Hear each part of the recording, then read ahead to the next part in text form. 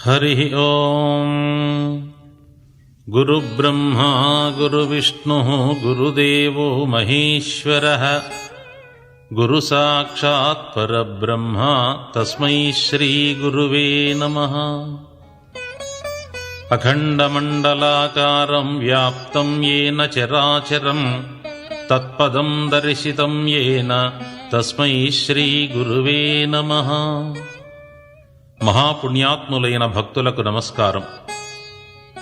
శ్రీ బ్రహ్మంగారి అవతార విశేషంలో కాలజ్ఞానానికి ఎంత ప్రభావం ఉన్నదో స్వామివారి ఆత్మబోధకు కూడా అంత ప్రాముఖ్యం ఉంది. కాలజ్ఞాన వాక్యాలు విని సామాన్యులు ప్రభావితులయ్యారు. ఆత్మబోధలను విని సిద్ధయ్య, కక్కయ్య వంటి వారు మహాత్ములయ్యారు. ఆత్మ కలిగిన వారందరికీ ఈ ఆత్మజ్ఞాన బోధలు చాలా అవసరం. ప్రతివారు మంచి పనులే చేయాలని, పరోపకారం చేయాలని, పాపం చెయ్యరాదని ఎన్నెన్నో ఆలోచిస్తూ ఉంటారు. కానీ నిత్యం సంచరిస్తున్న లోకంలో సహవాస దోషే గుణః భవతి అన్నట్లుగా మన పరిధిలో ఉన్న జీవన విధానం వలన ప్రభావితులమై మంచికి దూరమై చెడుకు చాలా త్వరగా దగ్గరవుతూ ఉంటాం. అటువంటి మన ఆత్మలోని అణగారిపోతున్న మంచితనాన్ని, మానవత్వాన్ని నిరంతరం నిద్రలేపుతూ మహాత్ములుగా మనందరినీ మలచాలన్న భావనతో శ్రీ బ్రహ్మంగారు ఆత్మబోధలను వెదజల్లారు. 12 సంవత్సరాలు గురుసేవ చేసి గురు అనుగ్రహం పొందిన వారికి మాత్రమే రహస్యంగా తెలియజేయబడుతూ ఉన్న ఈ ఆత్మజ్ఞానాన్ని కలియుగంలోని జనావళికి స్వామివారు అందరినీ తన శిష్యులుగానే భావించి తన అనుగ్రహాన్ని ప్రసాదిస్తూ ఆత్మజ్ఞానాన్ని బహుళంగా బోధించారు. అరమరికలు లేకుండా స్వామివారు తెలిపిన ఆత్మజ్ఞాన పరిపూర్ణ బోధను అత్యంత సులభంగా మీ అందరకు అర్థమయ్యే విధంగా ప్రయత్నిస్తూ ఈ 2 భాగముల క్యాసెట్ల ద్వారా మీకు అందిస్తున్న మీ అభిమాన పాత్రుడు చింతాడ విశ్వనాథ శాస్త్రి, విద్యాధరపురం, విజయవాడ 12. క్యాసెట్లు సమర్పిస్తున్నవారు Sivaranjani enterprises, Challapalli bungalow complex, Governorpet, Vijayawada 2. Sri Veerabrahmendra స్వామివారు తన పెంచిన తల్లి వీర పాపమ్మకు బోధించటం ద్వారా ప్రారంభించిన ఆత్మబోధలు జీవ సమాధి నుండి బయటకు వచ్చి సిద్ధయ్యకు చివరిసారి బోధించే వరకు అనేక పర్యాయాలు ప్రబోధించారు. అన్నింటినీ క్రోడీకరించి ఒక క్రమ పద్ధతిలో మీకు వివరిస్తాను. ఆత్మజ్ఞానము యొక్క అవసరం ఎందుకంటే జననము మరణము అనబడు సంకెళ్ల నుండి జీవుణ్ణి తప్పించి శరీర బంధం నుండి విడిపించి పరమాత్మలో ఐక్యం చేయటం కోసం. అయితే ఇది ఒక్క మాటలో చెప్పగలిగినంత సులభంగా సాధించటం జరగదు.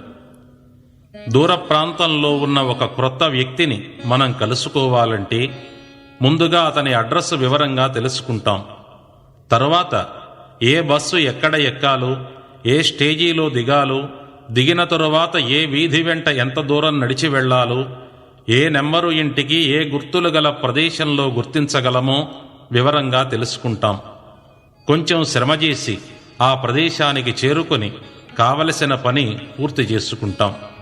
అలాగే భగవద్ దర్శనం చేసుకుని మోక్షం సాధించాలనే వారు ఏ అడ్రస్సు ప్రకారం ఎలా వెళితే మోక్షం పొంది పరమాత్మ సందర్శనం సాధించగలరో ఆత్మబోధలలో బ్రహ్మంగారు వివరించారు.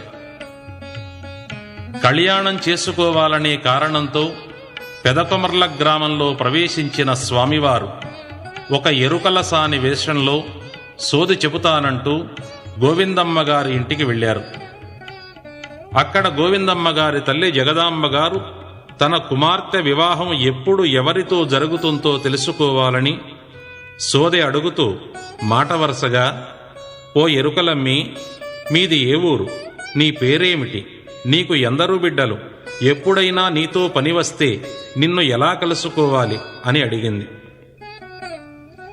ఆ ప్రశ్నలకు సమాధానంగా శ్రీ బ్రహ్మంగారు చెప్పిన సమాధానంలోనే జీవుడు ఆత్మ సాక్షాత్కారం పొంది పరమాత్మను దర్శించుకునేందుకు మార్గం బోధించారు.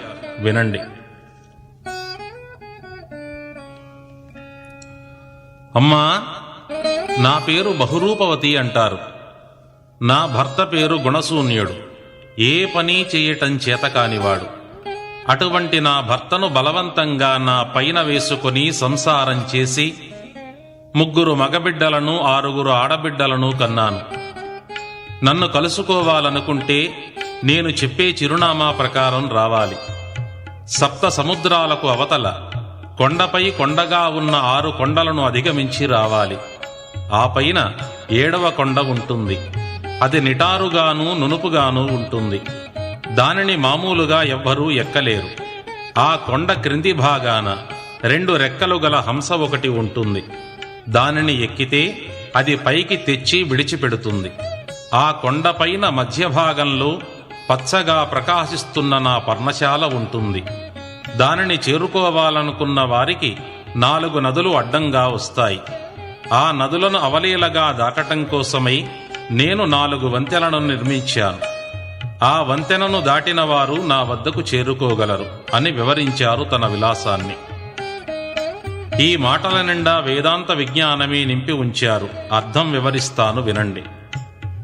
చిరుగుల బట్టలతో పళ్ళు ఊడిపోయి ముడతలు పడిన శరీరంతో అందవికారంగా ఉన్న తన ఆకారానికి బహురూపవతి అని పేరు నిర్ణయించటంలోని అంతరార్థం మాయ.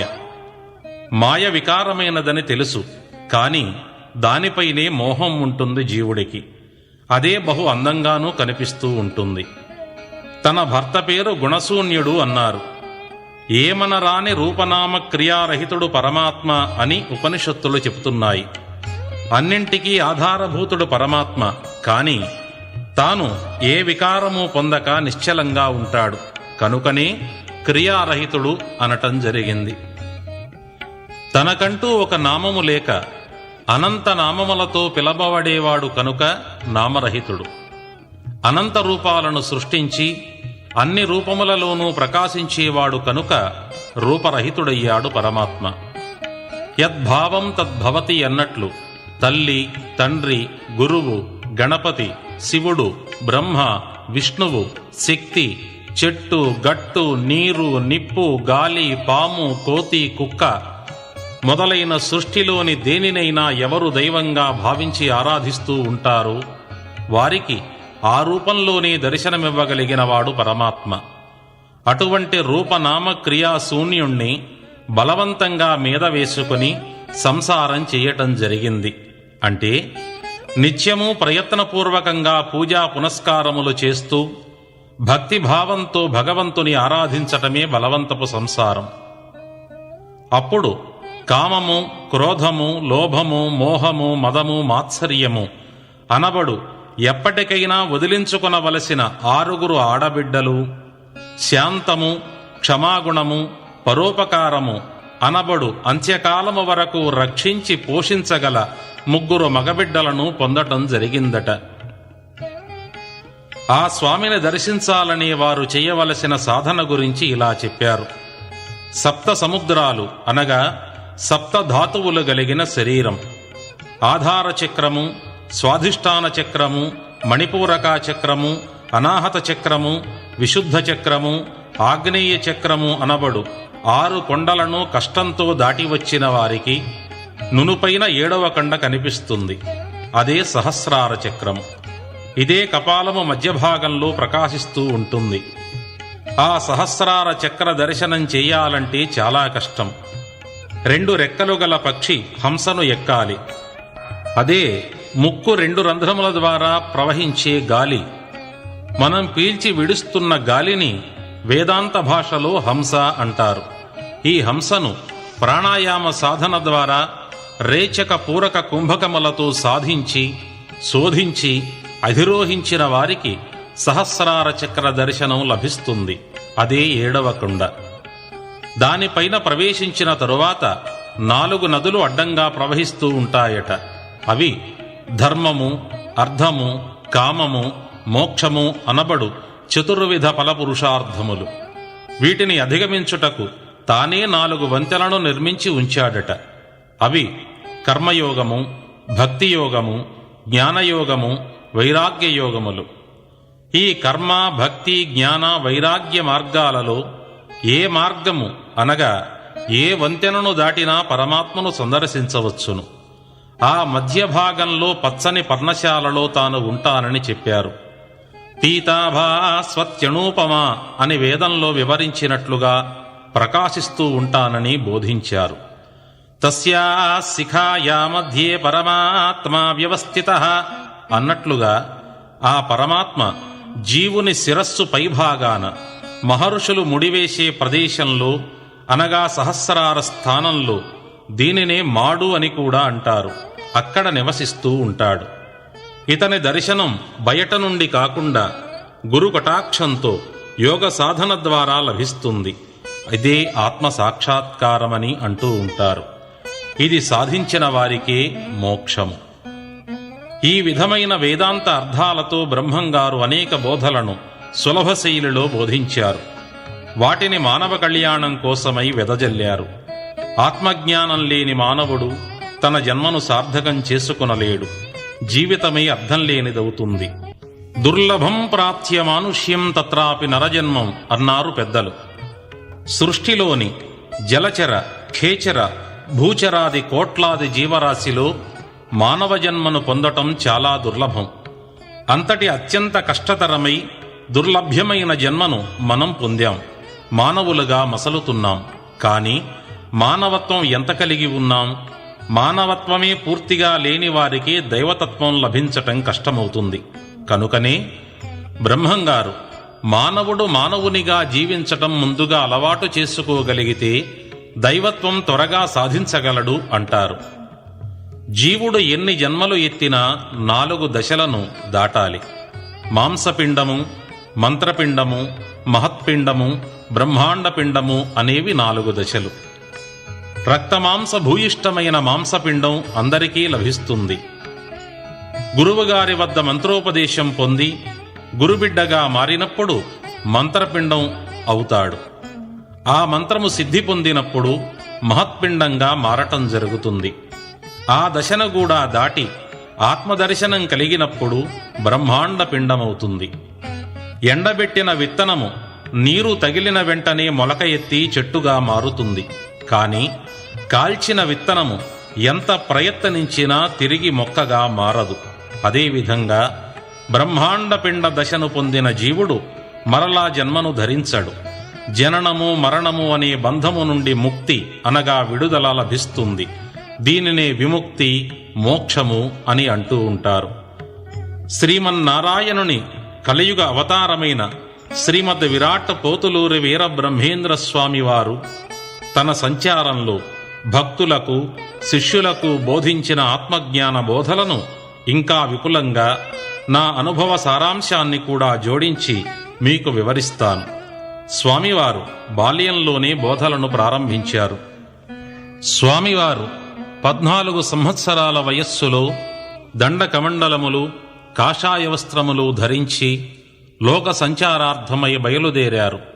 స్వామిని చూచి తనను విడిచి వెళ్ళవద్దని, నీవు లేకుండా నేను జీవించలేనని విలపిస్తున్న పెంచిన తల్లి వీర పాపమాంబతో శరీరంలోని జీవుడు ఎలా వచ్చి, ఎలా ఉండి, ఏ విధంగా వెళ్ళిపోవటం జరుగుతుందో, ప్రతి జీవి తన వెంట ఏమి తెచ్చుకుని, ఏది అనుభవించి, దేనిని వెంట తీసుకుని వెళతాడో, అసలు ఈ రక్తమాంస భూయిష్టమైన శరీరం ఎలా తయారైనదో సశాస్త్రీయంగా వివరించారు.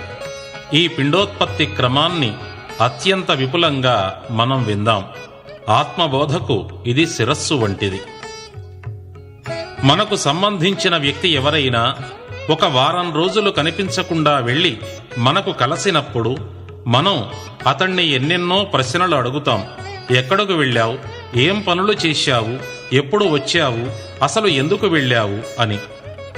ఇతరులు ఎవరి గురించో నీవు అత్యంత శ్రద్ధ చూపిస్తున్నావు కదా, అదే శ్రద్ధను, కుతూహలాన్ని, అవే ప్రశ్నలను మన గురించి మనను ప్రశ్నించుకోమని హెచ్చరిస్తున్నారు బ్రహ్మంగారు.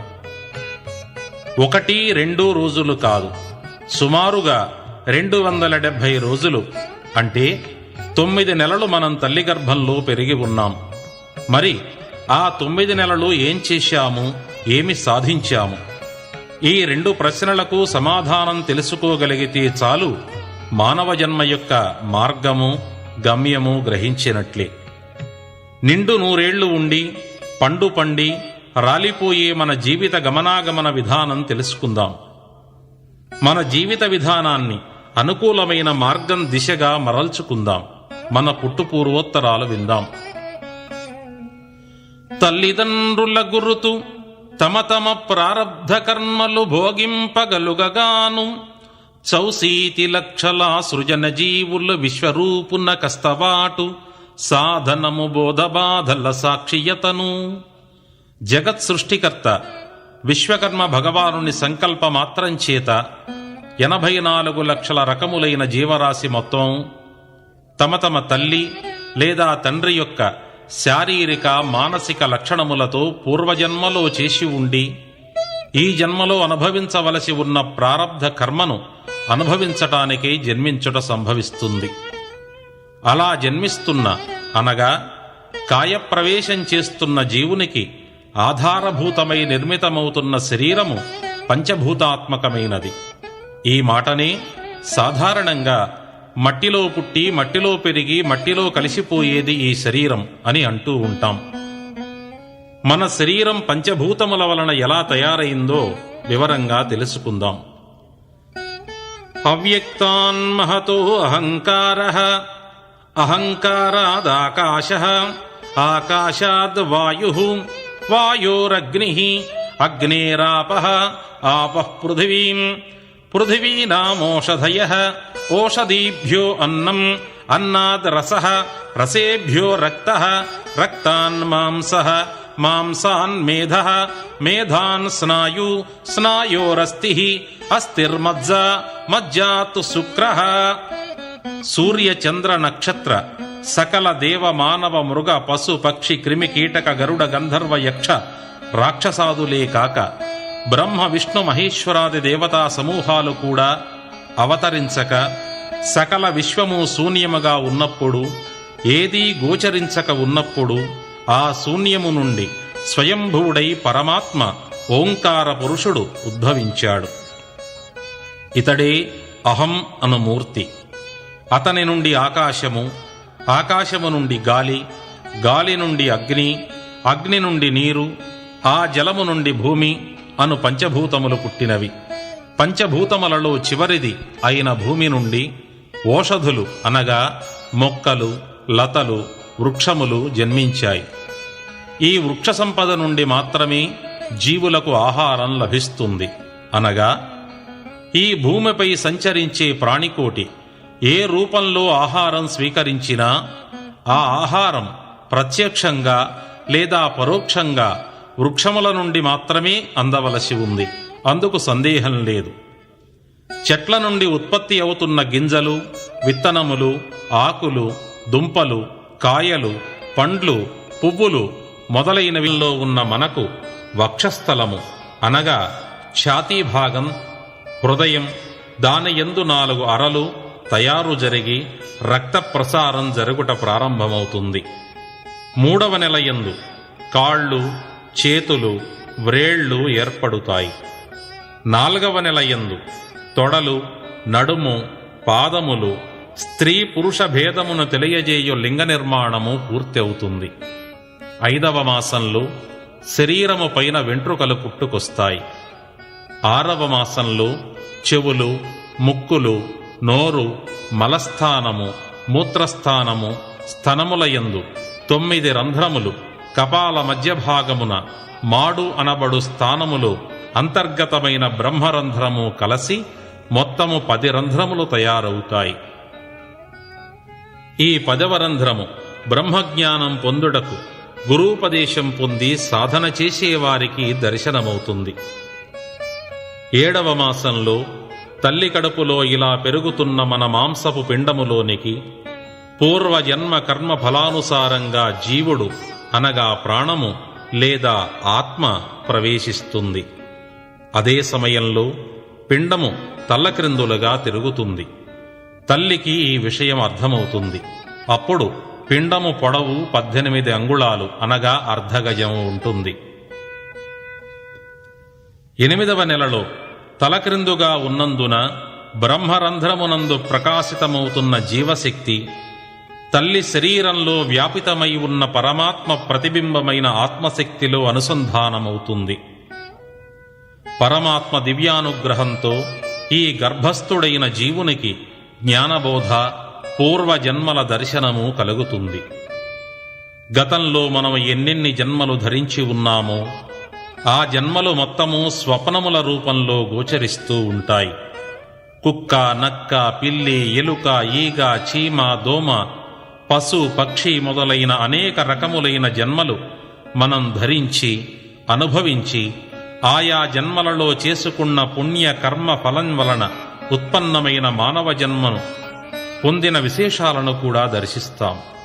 ఈ మానవ జన్మను ధరించిన తరువాత ఎన్నెన్ని కష్ట, నష్ట, సుఖ, దుఃఖ, రాగద్వేషాదులు అనుభవించామో ప్రతి జన్మలోనూ భార్య, భర్త, పిల్లలు, బంధువులు, స్నేహితులు, ఆదాయము, ఖర్చులు, రుణములు, రోగములు మొదలైన అనుభవించిన విషయాలు కథలుగా సినిమా చూచినట్లుగా తల్లి గర్భంలో ఉండి మన చరిత్ర మనం చూడటం సంభవిస్తుంది. భగవద్ధ్యానం మరచి కేవలం శరీర సుఖ దుఃఖాలు, సంసారమే సర్వస్వం అనుకున్న అమాయకత్వమైన మన బుద్ధి కుశలతకు ఆశ్చర్యపోవటం జరుగుతుంది. ఎన్ని జన్మలు ధరించినా ఏ జన్మలోనూ భగవదనుగ్రహం పొంది మోక్షం పొందగల ప్రయత్నమైనా చేయక చావు పుట్టుకల మధ్యన నలిగిపోతున్న జీవితాలకు విముక్తి ఎప్పుడూ తెలియక విలవిలలాడిపోతాం.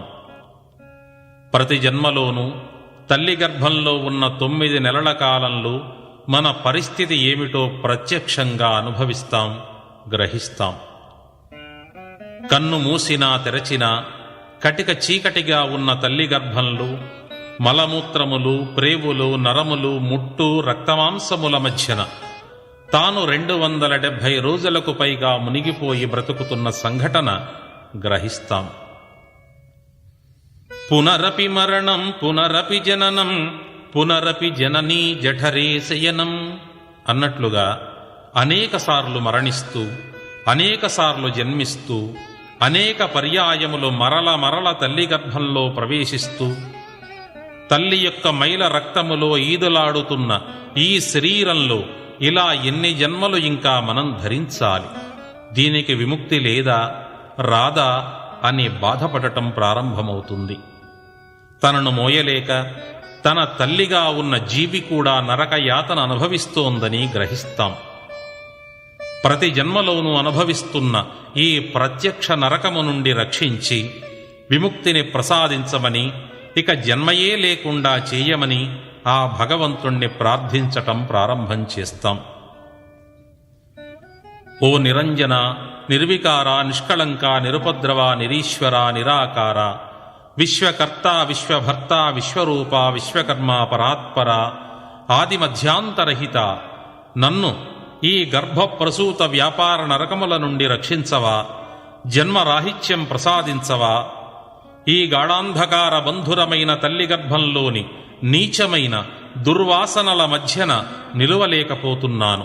నాయందు అనుగ్రహముంచి ఈ తల్లి గర్భము నుండి బయటకు వేసిన క్షణం నుండి ఈ జీవితకాలాన్ని మొత్తము భగవంతుడవైన నీ పాదాలకు అంకితం చేస్తాను. పాపకర్మలు చేయను, పరోపకారం చేస్తాను. నిరంతర భగవదారాధన నిమగ్నుడై ఉంటాను. పంచేంద్రియములకు బానిసను కాను. సత్సంగత్వే నిస్సంగత్వం, నిస్సంగత్వే నిర్మోహత్వం, నిర్మోహత్వే నిశ్చలతత్వం, నిశ్చలతత్వే జీవన్ముక్తి అన్నట్లుగా పుణ్యాత్ములు, సజ్జనుల సహవాసం చేస్తాను. అందువలన నేను గొప్పవాడను అని అహంభావం నశిస్తుంది. అందుచే కోరికలు అణిగిపోతాయి. కోరికలు లేని వాని మనసు నిశ్చలంగా భగవంతుని యందు లగ్నమవుతుంది. అటువంటి నిశ్చల తత్వము గలవాడే ఇటువంటి జనన మరణముల నుండి ముక్తిని పొందగలడు. నా ప్రవర్తనను ఈ విధంగా మలచుకొని ధర్మబద్ధుడనై జీవిస్తూ భగవంతుని ఆరాధించి మోక్షం పొంది జనన మరణముల నుండి విముక్తి సంపాదిస్తాను. ఇది నా శపథం అని మనమందరము జ్ఞానంతో ప్రమాణం చేశాం. తల్లి యొక్క అపానవాయు ప్రసార ఒత్తిడి వలన గర్భము నుండి నెలలు నిండి బయటపడుతున్నాం. బయటపడిన వెంటనే తల్లి అనబడు చెట్టు నుండి బిడ్డ అనబడే కాయను అనగా మనను బొడ్డు అనే తొడిమను త్రెంచి వేరు చేస్తారు. 2 కాళ్ళు పట్టుకొని తల్లక్రిందులు చేసి నీళ్లతో కొడతారు. ఈ నీళ్లకు కలినీళ్లు అని పేరు. ఈ కలినీళ్లు మన శరీరాన్ని తాకిన మరుక్షణంలో భగవంతుడు తల్లి గర్భంలో మనకు ప్రసాదించిన పూర్వజన్మ జ్ఞానాన్ని కోల్పోతాం. ఏమి పోగొట్టుకున్నామో తెలియకపోయినా ఏదో పోయిందనే విషయం తెలిసి ఉంటుంది. ఆ పోయినది ఏమిటో అర్థం కాక ఈ జీవుడు అంటే మనం క్యారమని ఏడుస్తాం. స్నానం చేయించి బిడ్డను మంచంపై వేస్తారు. మనను అలాగే వేశారు. ఈగలు, దోమలు, నల్లులు శరీరంపై ప్రాకుతూ రక్తం త్రాగుతూ బాధలు పెడుతున్నా వాటిని పారద్రోలలేని అశక్తతలో ఉంటాం. ఆకలి వేస్తే వేసిందని, పొట్ట నిండితే నిండిందని, కడుపులో బాధ కలిగిందని, కన్ను నొప్పి అని, కాలు నొప్పని మాటలలో చెప్పలేని నిస్సహాయతలో ఉంటుంది ఆ పసితనం. 2 చేతులు కలిపి పరమాత్మకు నమస్కారం కూడా చేయలేని అమాయకతలో ఉంటాం. ఏ పూజలు పునస్కారాలు చేయలేకపోయినా నిష్కల్మషమైన మానసిక స్థితిలో ఉన్న మనయందు పరమాత్మ అవ్యాజమైన అనురాగాన్ని, అనుగ్రహాన్ని ప్రదర్శించి మరలా పూర్వజన్మ స్మృతులను మనకు కలల రూపంలో చూపిస్తాడు. ఆ గత జన్మలలోని ఆనందమైన దృశ్యాలకు నవ్వుతూ విషాద ఘటనలకు ఏడుస్తాడు జీవుడు. ఆ అనుభూతులతోనే కళ్ళైనా తెరువని పసికందులు నిద్రలోనే నవ్వుతూ నిద్రలోనే ఏడుస్తూ ఉంటారు. ఇంతటి ఘన చరిత్రతో జన్మించిన జీవుడు తల్లి గర్భంలో చేసిన ప్రమాణాలు, అనుభవించిన ప్రాయశ్చిత్తము మరచిపోతాడు. కన్ను, ముక్కు, చెవి, నాలుక, చర్మములనబడు పంచేంద్రియములకు లొంగిపోతాడు. నా పలక, నా బట్టలు, నా ఇల్లు, నా డబ్బు, నా పిల్లలు, నాది అనే మాయలో పడి కొట్టుమిట్టాడుతాడు. కొద్ది కాలము మాత్రమే ఉండి పండి కృషించి నశించిపోయే శరీరమే నేను, ఇదే నాది అనే భ్రమలో పడిపోతాడు. ఇటువంటి శరీరాలు ఎన్నింటినో ధరించి భరించి సంచరిస్తూ జనన మరణములకు బందీగా మారిన జీవుడైన ప్రాణమే నేను అనే విషయం గ్రహించలేకపోతాడు. ఆత్మసుఖం గురించి ఆలోచన చెయ్యకుండా శరీర సుఖమే శాశ్వతమని తలచి దానికే పరిమితమైపోతున్నాడు. వెలుగుతున్న దీపం ఇతరులకు మాత్రం వెలుగును అందించి తనకు ఏమీ మిగిల్చుకోలేక చివరకు తన క్రింది నీడను కూడా తాను తొలగించుకోలేక ఎలా నశిస్తుందో అదేవిధంగా శరీరంలో ప్రవేశించిన జీవుడు కూడా తన భర్త లేదా భార్య, పిల్లలు, బంధువులు, స్నేహితులకు తన జీవిత కాలమంతా ఖర్చు చేస్తూ తన ఆత్మమోక్షానికి ఏ విధంగానూ ప్రయత్నం చేయకుండా 100 ఏళ్ల జీవితాన్ని వృధా చేసుకుంటున్నాడు. తన బిడ్డల కోసం కండలు కరిగించి కష్టించి ధనము ఆస్తులు సంపాదించి ఇచ్చి చివరకు తన శరీరం ముసలితనంతో శిథిలమైనప్పుడు, తనవారే తనను ఆదరించకపోయినప్పుడు, అసహ్యించుకుంటున్నప్పుడు కుమిలి కుమిలి విచారిస్తాడు. తన బిడ్డలకు ఇచ్చిన స్థిర చరాస్తులతో తాను దానధర్మాలు పుణ్యకార్యాలు చేసినా తన జన్మకు పరమార్థం లభించేది కదా అని ఆఖరి ఘడియలలో ఆరాటం చెందుతాడు. నీరు మొత్తము వెళ్ళిపోయిన తరువాత చెరువుకు కట్ట ఎంత గట్టిగా వేసినా ఏమీ ఫలితం ఉండదు. అలాగే ఆయుర్దాయం అంతా అయిపోయిన తరువాత చివరి నిమిషాలలో ఎంత పశ్చాత్తాపపడినా ప్రయోజనం ఉండదు. అందువలన ఏమీ చేయలేక, చేయాలని ఉన్న శక్తి చాలక జీవుడు మరణం కోసం ఎదురు చూస్తాడు. యవ్వనంలో ఉండగా ప్రపంచాన్నైనా ఎదిరిస్తాను అనే అహంకారంతో విర్రవీగిన ఈ శరీరం వృద్ధాప్యంలో కృషించి కళ్ళు కనబడక, నడుములు నిలువక, తిన్నది వంటబట్టక, వాత పైత్య శ్లేష్మాదులు ప్రకోపించి అనేక వ్యాధులకు నిలయంగా మారిన శరీరాన్ని త్వరగా విడిచిపెట్టాలని అనుకుంటూ ఉంటాడు. కానీ ఆ మాట కూడా మనస్ఫూర్తిగా అనుకోలేడు. ఇంకా కొంతకాలం బ్రతికి ఉందామనే కోరిక చావదు.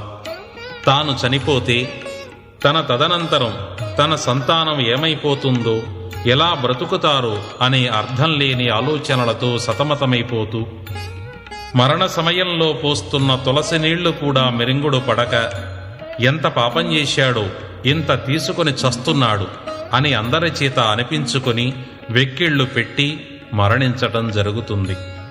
మరణం అంటే జీవుడు శరీరాన్ని విడిచి వెళ్ళటమన్నమాట. అలా వెళ్ళిపోయిన జీవుడు మరలా పూర్వజన్మ కర్మ ఫలంగా ఇంకొక శరీరంలో ప్రవేశిస్తూ మరలా ఇటువంటి నరకాలను బాధలను తల్లి గర్భంలో ఉండి ప్రారంభించుకుని అనుభవిస్తూ ఉంటాడు. ఇక జీవుడు విడిచిన శరీరాన్ని అనగా ప్రాణం లేని శవాన్ని ఏం చేస్తారో, అది ఎలా నశిస్తుందో తెలుసుకుందాం. ఆత్మ శరీరంలో ఉన్నంత వరకు ఈ శరీరము ఎన్ని సంవత్సరాలైనా చెడిపోకుండా ఉంటుంది. ఆ జీవశక్తి తొలగిపోయిన మరుక్షణం నుండి శరీరము వికారమైన వాసనలు కలిగి కృళ్ళిపోవటం ప్రారంభమవుతుంది. అంతకాలము ఈ శరీరాన్ని ఆలింగనం చేసుకొని ఆరాధించిన వారు, ఈ శరీరాన్ని ఆధారం చేసుకుని జీవించిన వారు, నీవు లేకపోతే నేను బ్రతకలేనని చెప్పిన వారందరూ కూడా ఎంత త్వరగా ఈ శవాన్ని తగలబెడదామా, సమాధి చేద్దామా అని ఆరాటపడిపోతారు. గంటల కాలంలోనే ఒక ఏడుపు ఏడ్చి పైకి ఎంతగా ఏడుస్తున్నా మనసులో ఎంత త్వరగా ఈ శవాన్ని వదిలించుకుందామా అని ఆలోచిస్తూ అందరినీ తొందరపెట్టి దహన సంస్కారాలు చేస్తారు. అలా తగులబెట్టబడిన శరీరము లేదా పాతిపెట్టబడిన శరీరము శిథిలమై బూడిదగా మట్టిగా మారి మట్టిలో కలసిపోతుంది. ఆ శరీర సారము ఎరువుగా మారి వృక్షముల ద్వారా స్వీకరించబడుతుంది. ఈ శరీర సారాన్ని వృక్షములు లేదా చెట్లు, కాయలు, పండ్లు మొదలైన రూపాలలో బయటకు అందిస్తాయి. ఆ సారాన్ని మరలా ఆహారంగా జీవుడు స్వీకరిస్తాడు. ఆహారము నుండి మరలా పిండోత్పత్తి జరిగి క్రొత్త శరీరాలు జన్మిస్తూ ఉంటాయి. ఈ జననము మరణముల మధ్య లేదా మరణము జననముల మధ్య జీవుడు అంటే మనము ఏ విధమైన ఆస్తులు, ఐశ్వర్యాలు వెంట తెచ్చుకుంటున్నాం, వెంట తీసుకువెళుతున్నాం? మన కోసం ఏమి సాధించి దాచుకుంటున్నాం? కేవలం మన బుద్ధి తెలిసి తెలియక చేస్తున్న పాప పుణ్యాల కర్మ ఫలాలు మాత్రమే అంటిపెట్టుకుంటున్నాం. వీటిలోనే మన జన్మరాహిత్యం ఇమిడి ఉంది. గ్రహించిన వారి జన్మ ధన్యం. శరీరం తన ధర్మాలను అనుసరించి సంపాదన, వృత్తి, సంసారముల యందు లగ్నం కావాలి. మనసు మాత్రం పరమాత్మ ధ్యానము, ధర్మము, పుణ్యము, పాపచింతనముల యందు లయం కావాలి. బ్రహ్మంగారు ఇదే మార్గాన్ని అనుసరించి చూపించారు. సంసారము, భార్య, పిల్లలు, వడ్రంగ వృత్తి, సంపాదన, బంధువులు అన్నింటినీ శరీర ధర్మాలుగా ఆచరించారు. ఈ బంధాలను మనసునకు తాకనివ్వలేదు. నీళ్లల్లో జన్మించిన తామరాకు యందు నీరు అతకనట్లుగా ఉన్నారు. మనసు యందు మోక్ష సాధనా మార్గాన్ని విడవలేదు, మరువలేదు. నిజమైన మోక్షకాంక్షాపరుడు పాటించవలసిన జీవన విధానానికి మార్గదర్శకులు అనగా గురుదేవులు శ్రీ వీరబ్రహ్మేంద్ర స్వామివారు. ఇదే మార్గాన్ని అనుసరించదలచిన వారు గురూపదేశం పొంది సద్గురువును విశ్వసించగలిగితే వారి జన్మ సార్థకత చెంది సాఫల్యం కాగలదు. ఇది సత్యం. ఇంతవరకు మనం జనన మరణముల యొక్క పుట్టు పూర్వోత్తరాల వివరం తెలుసుకున్నాం. జన్మను పొందకుండా ఉండుటయే జన్మరాహిత్యం. ఇది లభించాలంటే భగవద్ధ్యానము, దైవారాధనలు చేయాలని కూడా తెలుసుకున్నాం. ఇందులోని పరమ రహస్యాలను గురించి ఇప్పుడు తెలుసుకుందాం. జీవుడు మోక్షం పొందాలంటే 4 మెట్లు అధిరోహించాలి. కర్మ, భక్తి, జ్ఞానము, వైరాగ్యము అనేవి 4 మెట్లు. ఈ 4 మెట్లను దాటగలిగిన వాడే మోక్షము అనగా జన్మరాహిత్యమును అందుకొనగలడు. కర్మ, భక్తి, జ్ఞాన, వైరాగ్యములు అనే మాటలు చాలా సందర్భాలలో మనం వింటూ ఉంటాం. వాటి యొక్క వివరం విడివిడిగా అర్థమయ్యే విధంగా తెలుసుకుందాం. ముందుగా కర్మ. కర్మ అంటే అనుభవించునది అని అర్థం. అనుభూతి పొందునది అని కూడా అర్థం చెప్పవచ్చు. ఒక పనిని పూర్తి చేసిన తరువాత దానికి సంబంధించిన ఫలితములను అనుభవించేది కర్మ. ఉదాహరణకు, కష్టపడి రాత్రింబవళ్ళు చదవటం, పరీక్ష వ్రాయటం క్రియ. దానికి సంబంధించి ఫస్ట్ క్లాసులో ఎక్కువ మార్కులతో ఉత్తీర్ణత చెందటం కర్మ. అతిగా తినటం క్రియ, అజీర్తితో బాధను అనుభవించటం కర్మ. అలాగే మన జీవితంలో నిత్యము అనుసరించవలసిన పనులను ఆచారాల రూపంలో మంచి కర్మలు అనుభవించటానికి నిర్ణయించి ఉంచారు. స్నానము, సంధ్య, పూజ, దీపారాధన, ఉపవాసము, తీర్థయాత్రలు, భజనలు, యజ్ఞయాగాదులు, దానధర్మాలు, పరోపకారము, పుణ్యగ్రంథ పారాయణము, మహాత్ముల దర్శనము, పెద్దల మాటలు వినుట మొదలైనవి మానవులు కర్మయోగంలో తప్పకుండా పాటించవలసిన నియమాలుగా నిర్ణయించబడ్డాయి. ఈ పనులు చేసినందువలన మనము కొన్ని ఉన్నత ఫలితాలు అనగా కర్మలను అనుభవించటం సంభవిస్తుంది. ఆ వివరం విందాం. ఉదయాన నిద్రలేచి కాలకృత్యాదులు తీర్చుకొని స్నానం చేసినప్పుడు శరీరము శుద్ధత పొంది ఏదో తెలియని హాయి కలుగుతుంది.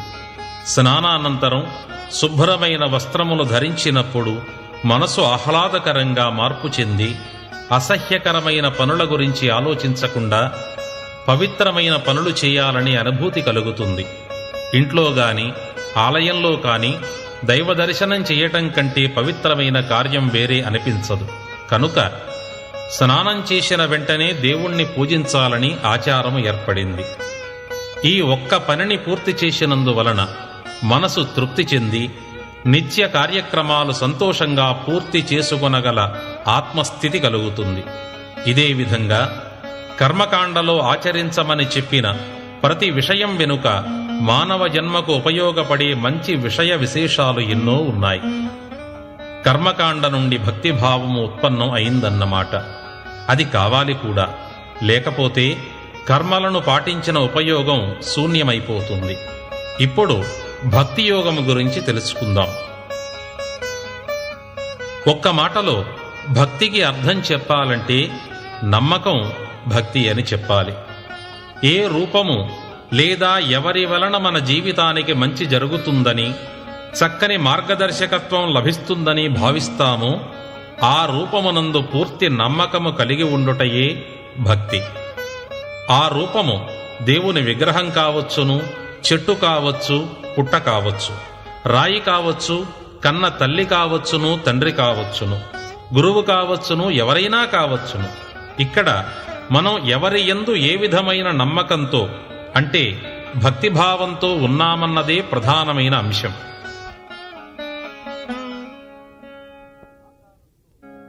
ఆకారంతో అంటే విగ్రహంతో సంబంధం లేదు. ఈ భక్తికి ఆధారమై ఏర్పరచబడినవే మతాలు. ఏ మతము యొక్క సారమైనా వివరించేది దేవుని ధ్యానించు, మోక్షం పొందు అని. ఒక మహాపట్టణానికి వెళ్ళటానికి ఎన్నో మార్గాలుంటాయి. ఎవరు ఏ మార్గంలో ప్రయాణించినా చివరకు చేరుకునేది ఆ పట్టణానికే. అదేవిధంగా ఎవరు ఎవరి మతంలోని ఆచారాలు ఆచరించినా, ఏ దేవుని స్వరూపాన్ని పూజించినా కోరుకునేది మోక్షం మాత్రమే. ఈ విషయాన్ని మరచిపోయి నా మతం గొప్పది, నా మతం గొప్పది అని కలహించుకోవటం దురదృష్టకరం. ఎంత గొప్ప ఆహారం తింటున్నామనేది ప్రధానం కాదు. మనం తినే ఆహారం వలన ఆకలి తీరుతుందా లేదా అనేది మాత్రమే ప్రధానం అని గ్రహించిన వారే విజ్ఞానులు. ప్రతి మతకర్త, ప్రవక్త బోధించినది ఇదే విషయాన్ని. శ్రీ బ్రహ్మంగారి అవతారంలో గల ప్రధాన ఉద్దేశం కూడా ఇదే. ఇప్పుడు భక్తిభావంతో ఆచరించే పూజ గురించి, దైవ ధ్యానం గురించి, దీనిలో మనము ఆచరించే పనులలోని అంతరార్థాల గురించి తెలుసుకుందాం. ఈ అంతరార్థాలే మోక్ష మార్గాలు. శివుడైనా, శ్రీకృష్ణుడైనా, అమ్మవారైనా, అనంతుడైనా మనందరము చేస్తున్న పూజా విధానము, ఉపయోగించే పూజా ద్రవ్యాలు దాదాపుగా ఒకే పద్ధతిగా ఉంటాయి. ఈ పద్ధతులలోని విజ్ఞానాన్ని తెలుసుకోవటమే జ్ఞానం. ఒక్కొక్క పద్ధతిని, దానిలోని భావాన్ని వివరిస్తాను. ఆస్తికులైన ప్రతివారు తెలుసుకోవలసిన ముఖ్య విశేషాలు ఇవి. మృత్పిండమేకం బహుభాండరూపం సువర్ణమేకం బహుభూషణాని గోక్షీరమేకం బహుధేనురూపం పాషాణమేకం బహుదైవరూపం.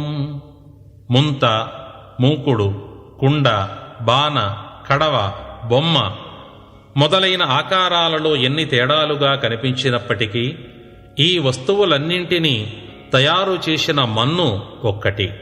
ఉంగరమైన, హారమైన, కాలి కడియమైన, కంఠాభరణమైన ఆభరణముల రూపాలు వేరుగా కనిపించినా తయారు చేసిన బంగారము ఒక్కటి. ఎరుపు, నలుపు, తెలుపు మొదలైన ఎన్ని రంగులలో ఆవులు జన్మించినా ఆ గోవులు ఇచ్చిన పాలు ఒకే రంగులో తెలుపుగా ఉంటాయి. రాముడైనా, శివుడైనా, దేవతల రూపాలలో ఎన్ని భేదాలు కనిపించినా అన్ని విగ్రహాలను తయారు చేసిన శిల ఒక్కటి. పూజింపబడే రూపాలు వేరువేరుగా కనిపించినా పూజ ఒక్కటి. పూజలో భావం ఒక్కటి. పూజా విధానం ఇలా ఉంటుంది. దేవుని వద్ద ముందుగా దీపారాధన చేసి, అగరుబత్తీలు వెలిగించి, దేవునిపై పూలు అలంకరించి, యంత్రానికి నమస్కరించి మంత్రం పఠిస్తాం. 108 సార్లు మంత్రం జపించిన తరువాత దేవుని రూపం అనగా పటాలపైన, యంత్రములపైన గంధము, పుష్పము, ధూపము, దీపము, నైవేద్యము చూపిస్తాం. తాంబూలం పెట్టి కర్పూరం వెలిగిస్తాం. చివరగా ప్రదక్షిణ కూడా చేస్తాం. అప్పుడు పూజ పూర్తవుతుంది. ఇప్పుడు ఒక్కొక్క విషయాన్ని వివరంగా తెలుసుకుందాం. దీపారాధన చేయటం ఎందుకంటే ఓం ఇత్యేకాక్షరం బ్రహ్మ అనే వేదవాక్యానుసారము భగవంతుడు ఒక్కడే. ఆ ఒక్కడైన పరమాత్ముడే అన్ని జీవరాశులలోనూ ప్రకాశిస్తూ ఉన్నాడు. ఆకాశాన ప్రకాశిస్తున్నది ఒక్క సూర్య భగవానుడే. అదే సూర్యుడు భూమిపైన ఉన్న సముద్రంలో, నదిలో, చెరువులో, బురదలో, సారాయిలో, మూత్రంలో కూడా ప్రతిబింబిస్తూ ఉంటాడు. ఆ విధంగా విశ్వమంతా వ్యాపించి ఉన్న పరమాత్మ అన్ని జీవరాశుల శరీరాలలో ఆత్మరూపంలో ప్రతిబింబిస్తూ ఉంటాడు. శరీరంలోని ఆత్మ విశ్వమంతా నిండి ఉన్న పరమాత్మ ఒక్కటే అయినప్పటికీ వేరువేరుగా ఉన్నట్లుగా భావన కలుగుతుంది. ఈ రెండింటికి ఆధారమైన జగత్తు ఒక్కటి అనే వేదాంత విజ్ఞానాన్ని తెలియచేయటానికే 2 వత్తులు వేసి 2 జ్యోతులు విడివిడిగా వెలిగే విధంగా ఒకే ప్రమిదలో దీపారాధన చెయ్యాలన్న నియమం ఏర్పాటు చేశారు. జ్యోతులు 2 వేరువేరుగా వెలుగుతూ కనిపించినా రెండింటికి ఆధారమై ఉన్న ప్రమిద ఒక్కటిగానే ఉంటుంది. శరీరంలోని ఆత్మ వెళ్ళిపోయి విశ్వంలో కలసినప్పుడు 2 ఒక్కటైపోతాయి. ఈ విషయం మన వంటి వారికి తెలియచెప్పాలనే ఉద్దేశంతో పూర్వులు ప్రాణం పోయిన శవం వద్ద మాత్రమే ఒకే జ్యోతి వెలుగుతున్న దీపం వెలిగించి శిరస్సు వద్ద ఉంచమని నియమం విధించారు. ఒకే ప్రమిదలో అనగా ఒకే విశ్వంలో 2 ఆకార జ్యోతులుగా ఆత్మ, పరమాత్మలుగా వేరుగా భ్రమింపజేసినవి ఒకటిగా కలిసిపోయాయి అని జ్ఞానం. యథార్థానికి ఆత్మ పరమాత్మలో లీనమైపోవటం జరిగితే మోక్షం వచ్చినట్లే. మన ఆత్మస్వరూపాన్ని పరమాత్మలో ఐక్యం చేయగలిగితే మోక్షం సాధించగలవు అనే జ్ఞానబోధను నిత్యం మననం చేసుకోవటానికే ఈ దీపారాధనా నియమం ఏర్పరిచారు. భక్తి నుండి మనం తెలుసుకునే జ్ఞానమిది. భగవంతునికి పూలమాలను లేదా పుష్పాలను అలంకారం చేస్తాం. ఈ నియమంలో గల జ్ఞానమేమిటో ఇప్పుడు గ్రహించుదాం. నిన్నటి రోజున పూజా సమయంలో దేవునికి అలంకరించిన పూలన్నింటినీ మనం ఏరి తీసి చెత్తకుప్పలో పారవేస్తాం. మళ్ళీ ఈనాడు క్రొత్తగా నవనవలాడుతున్న తాజా పుష్పాలను దేవుడికి అలంకరిస్తాం. మరలా రేపు ఈరోజు పెట్టిన పువ్వులు వాడిపోయి ఉంటాయి కనుక వాటిని తొలగించి పారవేసి కొత్త పుష్పాలు వినియోగిస్తూ ఉంటాం. ఇందులో గల అంతరార్థం ఒకటుంది. వాడిపోయి, వడలిపోయి, ఎండిపోయి, శక్తిని, అందాన్ని, వాసనను కోల్పోయిన పుష్పాలను దైవ సన్నిధానంలో ఉంచలేము. ఆ వాడిన పుష్పాలకు ఎంత కోరిక ఉన్నా దయ తలచక తీసి పారేస్తాం. దేవుని పూజలో ఎల్లప్పుడూ నిత్య యవ్వనంగా ఉండే పుష్పాలు మాత్రమే ఉంచాలని, ఉండాలని మాత్రమే భావిస్తాం. ఇదే విధంగా జీవుడు కూడా శరీరము శక్తిమయంగా యవ్వనంలో ఉన్నప్పుడే దైవ సంబంధమైన మోక్ష సాధనలు, తన్మార్గ శోధనలు చేయగలడు. ఉపవాసాలు, కఠోర నియమాలతో కూడిన జప తపములు, యజ్ఞములు, తీర్థయాత్రలు, చన్నీటి స్నానాలు మొదలైన ఆధ్యాత్మిక నియమ నిష్టలు ఇబ్బందులు లేకుండా చేస్తూ తట్టుకొనగలడు. శరీరము వాడిన పుష్పంలా ముసలిది అయిపోయినప్పుడు మనసులో నియమనిష్టలు, జపతపాదులు చేయాలని కోరిక ఉన్నా కూడా శరీరం సహకరించక నిరాశ చెందవలసి వస్తుంది. కనుక మోక్ష సాధన, పుణ్య సాధన చేయాలని భావించే జీవుడు తన శరీరము తాజా పుష్పంలా నవనవలాడుతున్న యవ్వన దశలోనే దేవతారాధనాది నియమములు, సాధనలు చెయ్యగలిగి ఉండాలి. ఈ జ్ఞానము తెలుసుకున్న జీవుడు తదనుగుణంగా ఆచరించి సార్థకత పొందగలడు. ఇప్పుడు అగరుబత్తీలు ఎందుకు వెలిగిస్తామో వివరం తెలుసుకుందాం. అగరుబత్తీలు మనం వినియోగించకుండా ఉన్నంత కాలము ఎంతకాలమైనా అలాగే ఉండిపోగలవు, మార్పు లేకుండా ఉంటాయి. వాటిని వినియోగించాలని భావించి మనం దైవపూజా సమయంలో అగరుబత్తీలకు అగ్ని అంటిస్తాం. అంతకాలంగా చెక్కు చెదరకుండా ఉండిపోయిన ఆ బత్తీలు ఆ క్షణం నుంచి దహించబడుతాయి. క్షణక్షణము కాలిపోతాయి. కాలిపోయినంత వరకు బూడిదగా మారిపోతూ ఉంటుంది. కాని దానిలోని అంతర్లీనంగా ఉన్న సువాసనలు గది మొత్తము నిండిపోతాయి. ఆ సువాసనను ఆఘ్రాణించిన మరుక్షణంలోనే ఇది ఫలానా కంపెనీ అగరుబత్తీలా ఉంది, మంచి సువాసనగా ఉంది అనుకుంటాం. వాస్తవానికి ఈ అగరుబత్తీ పూర్తిగా బూడిదగా మారిపోయినా దాని సుగంధం కొంతకాలం నిలచి ఉంటుంది. ఇది మనకు బాహ్యంగా కనిపించే ఘటన. దీనిలో జీవుడు అనగా మనం గ్రహించవలసి ఉన్న విశేషం ఏమిటంటే, జీవుడు అనగా ఆత్మ శరీరంలో ప్రవేశించకుండా ఉన్నంత కాలము, అంటే జన్మ ఎత్తకుండా ఉన్నంత కాలము స్థిరంగానే ఉంటాడు. మనం వెలిగించి ఉంచిన అగరబత్తీలాగా జన్మించిన మరుక్షణం నుండి అగ్ని అంటించిన అగరుబత్తీలా క్షణక్షణము ఆయుర్దాయము తరిగిపోతూ, తరిగినంత వరకు తిరిగి రానిదై కాలగర్భంలో కలిసిపోతూ ఉంటుంది. బూడిదగా మారి పంచభూతాలలో లీనమైపోతూ ఉంటుంది. అయినా కూడా అగరుబత్తీ యొక్క స్థూల రూపము నశించిన దానిలోని సూక్ష్మమైన గంధాలు నిలచి ఉన్నట్లే మన శరీరము నశించిపోయిన సూక్ష్మ శరీరమైన ఆత్మ శాశ్వతంగానే ఉంటుంది. దేవుడికి ఎంత ఖరీదైన అగరబత్తీలు వెలిగించాము అని కాకుండా ఎందుకు వెలిగిస్తున్నాము అని ఆలోచించండి చాలు. మన బుద్ధి వికసించి జ్ఞానము తెలుస్తుంది. దేవునికి సమర్పిస్తున్నది అగరుబత్తీలు కాదు, అందులోని సువాసనలు మాత్రమే అని, ఆ సువాసనలు కూడా బయటకు వచ్చి పరమాత్మకు అంకితం కావాలంటే అగ్ని అంటించాలని తెలుసుకున్నట్లే భగవంతుని సన్నిధానంలో శరీరం కాదు ఆత్మను సమర్పించాలని, దీనినే దేవుని యందు లగ్నం చెయ్యాలని తెలుస్తుంది. శరీరం శాశ్వతం కాదు, అది ఒకనాటికి అగరబత్తీలా కాలి బూడిదగా మారిపోతుంది.